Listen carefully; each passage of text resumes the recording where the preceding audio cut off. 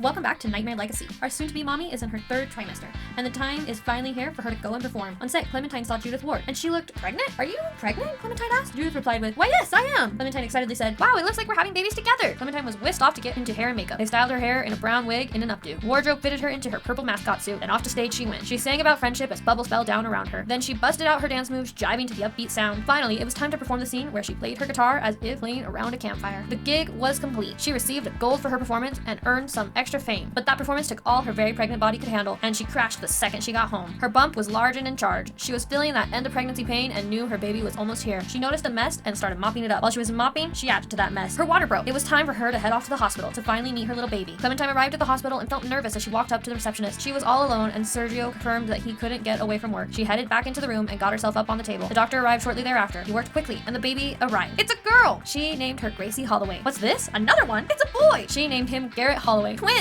She had twins! Life had been going her way, and she was feeling good. Good enough, she embraced the cheerful trait. She gave her little babies a hug and headed home. She set the babies' bassinets next to each other in her bedroom. Then Vanessa came over to see the new little ones. Vanessa met Gracie and Garrett. "Wow, Clementine, you did such a great job. They're so cute." "I know, right? I can't get enough of them." Clementine picked up the baby and kissed it on the forehead and said, "You two are just so sweet. You've stolen my heart. I promise to love you two forever." She fed them bottles, Garrett first, then Gracie second. Then she left them to get some sleep. Later that evening, Sergio came home and met the new babies. He cuddled them up close and gave them kisses. "Hello, little Gracie. It's me, your daddy. I promise I love you. You and your brother are just so sweet," he said, rocking his little one in his arms. Sergio and Clementine worked together to take care of their twins until one day, Gracie aged up. She was a calm infant. Then it was Garrett's turn. He aged up into a wiggly infant. Here is Gracie's infant look, and here is Garrett's infant look. Now the babies were bigger. Sergio took Garrett to his playmat so that he could practice his tummy time. This was hard work and left Garrett crying. Clementine played peekaboo with Gracie, and she giggled and laughed every time. But don't worry, Gracie had to put in the work too. She also struggled with tummy time. After all that hard work, the babies were ready to go to bed, so Clementine kissed them goodnight and left them to sleep. Clementine was starting to feel that she was getting the handle on this parenting thing, but she still was an actress and needed to return to work. So she called her agency and said, "I'm ready for a new gig." They said they wanted her for the final season of Dignity and Decorum. Subscribe and turn on notifications to see if Clementine can balance her career and being a new mom.